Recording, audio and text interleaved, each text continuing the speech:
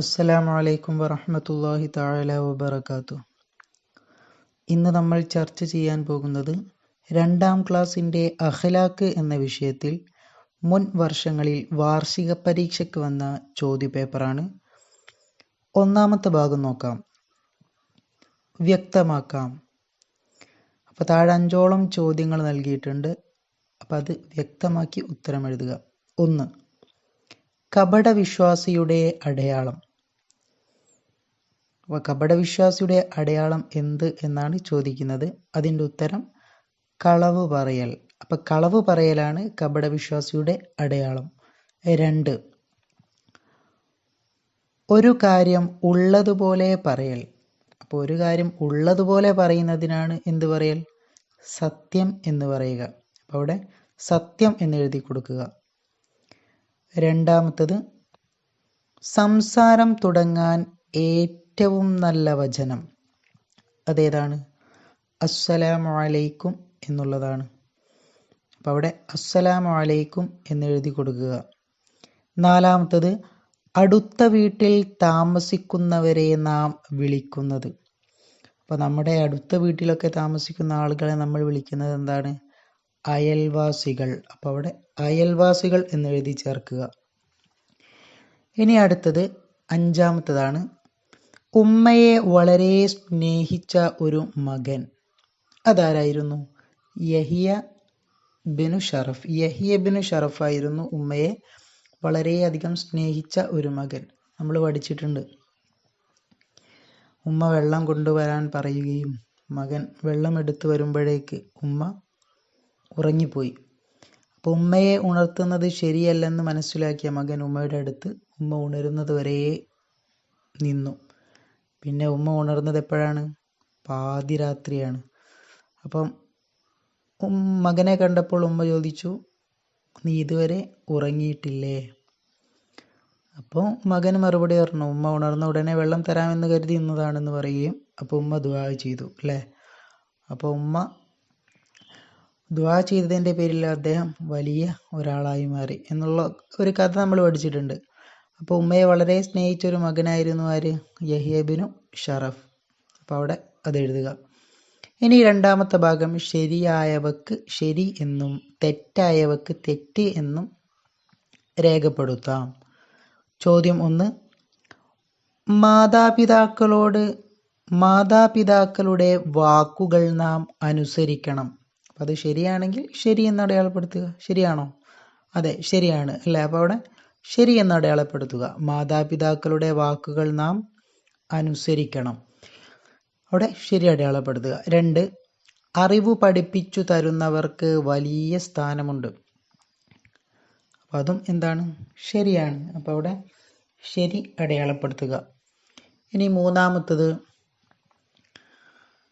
ബന്ധുക്കളെ നാം സ്നേഹിക്കരുത്. അപ്പോൾ ഇവിടെ കൊടുത്തത് എന്താണ്? ബന്ധുക്കളെ നാം സ്നേഹിക്കരുത് എന്നാണ്. അപ്പോൾ അത് തെറ്റാണ്. നമ്മൾ എന്താക്കണം? സ്നേഹിക്കണം എന്നുള്ളതാണ് ശരി. അപ്പോൾ അവിടെ തെറ്റ് അടയാളപ്പെടുത്തുക. ബന്ധുക്കളെ നാം സ്നേഹിക്കരുത് എന്നതാണ് അവിടെ കൊടുത്തത്. അപ്പോൾ അവിടെ തെറ്റ് അടയാളപ്പെടുത്തുക. 4. ബിസ്മി ചൊല്ലി വേണം എല്ലാ കാര്യങ്ങളും അവസാനിപ്പിക്കാൻ എന്നാണ് ഇവിടെ എഴുതിയത്. അപ്പോൾ അതെന്താണ്? തെറ്റാണ്. അപ്പോൾ അവിടെ എന്താക്കുക? തെറ്റിടുക. ബിസ്മി ചൊല്ലി വേണം എല്ലാ കാര്യങ്ങളും തുടങ്ങാൻ എന്നാണ് നമ്മൾ പഠിച്ചത് അല്ലേ. അപ്പോൾ ഇവിടെ അവസാനിപ്പിക്കാൻ എന്നാണ്. അപ്പോൾ അത് തെറ്റാണ്. അവിടെ തെറ്റ് അടയാളപ്പെടുത്തുക. 5. കളവ് പറയൽ മുഅ്മിനുകൾക്ക് യോജിച്ചതാണ് എന്നാണ് ഇവിടെ കൊടുത്തത്. അത് ശരിയാണോ? അല്ല. കളവ് പറയൽ മുഅ്മിനീങ്ങൾക്ക് യോജിച്ചതല്ല എന്നാണെങ്കിൽ നമുക്കവിടെ ശരി അടയാളപ്പെടുത്താമായിരുന്നു. പക്ഷെ അവിടെ യോജിച്ചതാണ് എന്നാണ് കൊടുത്തത്. അതെന്താണ്? തെറ്റാണ്. അപ്പോൾ അവിടെ തെറ്റ് അടയാളപ്പെടുത്തുക. ഇനി 3ാമത്തെ ഭാഗം ഉത്തരം എഴുതാം എന്നുള്ളതാണ്. അപ്പോൾ താഴെ 4ഓളം ചോദ്യങ്ങൾ നൽകിയിട്ടുണ്ട്. അപ്പോൾ ഓരോ ചോദ്യത്തിനും ഉത്തരം എഴുതുക. അപ്പോൾ 1ാമത്തേത് നോക്കാം. സത്യം പറയുന്നവരെ ഇഷ്ടപ്പെടും ആരെല്ലാം? അപ്പോൾ സത്യം പറയുന്നവരെ എല്ലാവരും ഇഷ്ടപ്പെടും അല്ലേ. പ്രത്യേകിച്ച് ആരൊക്കെ ഇഷ്ടപ്പെടും? അള്ളാഹുവും സർവ്വ ജനങ്ങളും ഇഷ്ടപ്പെടും. അത് തന്നെ പോരെ, അള്ളാഹിൻ്റെ ഇഷ്ടം മാത്രം പോരെ നമുക്ക് അല്ലേ. അപ്പോൾ എല്ലാവരും സത്യം പറയാൻ വേണ്ടി ശ്രമിക്കുക. അപ്പോൾ സത്യം പറയുന്നവരെ ഇഷ്ടപ്പെടുന്നത് ആരെല്ലാം? അള്ളാഹുവും സർവ ജനങ്ങളും ഇഷ്ടപ്പെടും. ഇനി രണ്ടാമത്തെ ചോദ്യം, ബിസ്മി കൊണ്ട് തുടങ്ങാത്ത ഏത് നല്ല കാര്യങ്ങളെ സംബന്ധിച്ചും നബി സല്ലല്ലാഹു അലൈഹി വസല്ലമ തങ്ങൾ പറഞ്ഞതെന്ത്? അപ്പോൾ കുറേ കാര്യങ്ങൾ, നമ്മൾ മോശമായിട്ടുള്ള ഒരു കാര്യം ബിസ്മി ചൊല്ലി തുടങ്ങി കഴിഞ്ഞാലും അതെന്താവും? നല്ലതായിരിക്കില്ല അല്ലേ?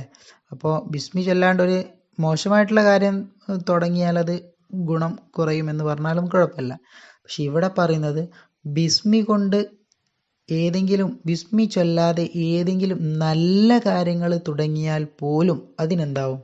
ഗുണം കുറയും എന്നാണ് ഇവിടെ പറയുന്നത്. അപ്പോൾ ബിസ്മി ചൊല്ലി തുടങ്ങാത്ത ഏത് നല്ല കാര്യങ്ങളും സംബന്ധിച്ചും നബി തങ്ങൾ പറഞ്ഞ എന്താണ്? മോശമായിട്ടുള്ള കാര്യങ്ങളല്ല, നല്ല കാര്യങ്ങളാണെങ്കിലും അത് ബിസ്മി ചൊല്ലിയിട്ടില്ലെങ്കിൽ അതെന്തായി പോകും? ഗുണം കുറഞ്ഞതാകും. അപ്പോൾ അവിടെ എഴുതാനുള്ളത് ഗുണം കുറഞ്ഞതാകുമെന്ന് എന്നാണ്. ഇനി അടുത്തത് മൂന്നാമത്തെ ചോദ്യം, പിതാവ് നമുക്ക് വാങ്ങിത്തരുന്ന വസ്തുക്കളിൽ നിന്ന് 2 എണ്ണം എഴുതാം. അപ്പം നമ്മുടെ ഉപ്പ നമുക്ക് കുറേ നല്ല കാര്യങ്ങളും കുറേ കാര്യങ്ങൾ നമുക്ക് വാങ്ങിത്തരുന്നുണ്ട് അല്ലേ? കുറേ വസ്തുക്കൾ നമുക്ക് വാങ്ങിത്തരുന്നുണ്ട്. ഏതെങ്കിലും 2 എണ്ണം മാത്രം എഴുതാം. ഒന്ന് ഏതാണ്? ഭക്ഷണം, വസ്ത്രം, പഠനോപകരണങ്ങൾ, മരുന്നുകൾ, കളിസാധനങ്ങളൊക്കെ നമുക്ക് ഉപ്പ വാങ്ങിത്തരുന്നതാണ് അല്ലേ? അപ്പോൾ ഏതെങ്കിലും 2 എണ്ണം മാത്രം എഴുതുക. നമുക്കിവിടെ ഏതൊക്കെ എഴുതാം? ഭക്ഷണം, വസ്ത്രം എഴുതാം. ഇനി നാലാമത്തെ ഏറ്റവും അവസാനത്തെ ചോദ്യമാണ്, സ്വർഗത്തിലേക്കുള്ള നമ്മുടെ വഴികാട്ടികളാണ് അവർ ആര്?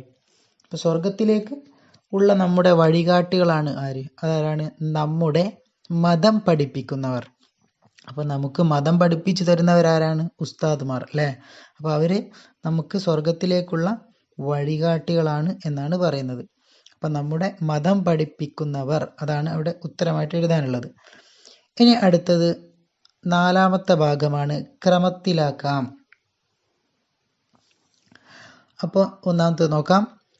നമ്മിൽപ്പെട്ടവനല്ല ഭക്ഷണം കഴിക്കുന്നവൻ അയൽവാസി വയറ് നിറച്ച് പട്ടിണി കിടക്കുമ്പോൾ.